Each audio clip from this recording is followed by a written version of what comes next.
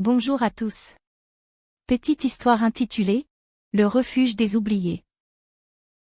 Chapitre 4 « Sortir ou disparaître ». Ludo n'avait pas dormi.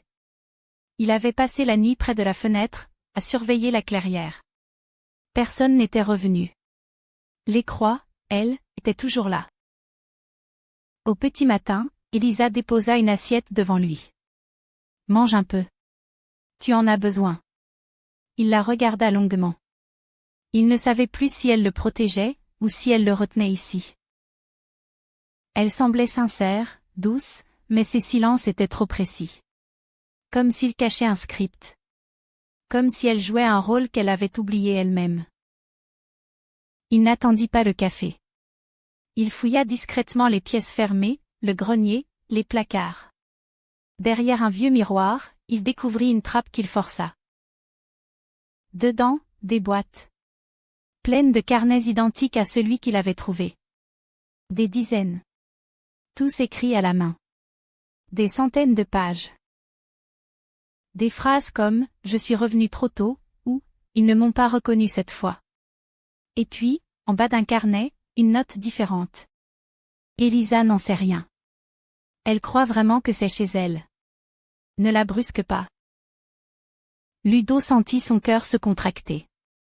Si ce message venait de lui, alors il l'avait écrit avant d'oublier. Et s'il avait déjà vécu cette scène?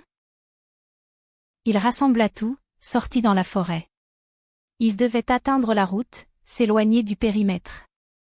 Mais la brume était plus dense que jamais. Et les arbres semblaient différents. Plus hauts. Plus serrés. Il se retourna. Le chalet avait disparu. Littéralement. À sa place, un mur de pin noir. Il courut, paniqué, appelant Elisa. Mais ce fut un autre visage qu'il vit surgir d'un tronc, comme sorti d'un rêve fracturé. Un vieil homme au regard vide, qui murmura. « Tu devais rester cette fois. Il n'aime pas les résistants. » Et soudain, les voix reprirent, tout autour de lui. Pas des chants. Des ordres. Kellen 17 désactivation en cours. Il tomba à genoux, le souffle court. Tout tournait. Il ouvrit un des carnets au hasard. Et là, sur une page tachée d'encre. Tu n'as jamais été Ludo. Tu as juste emprunté ce prénom. Il regarda ses mains.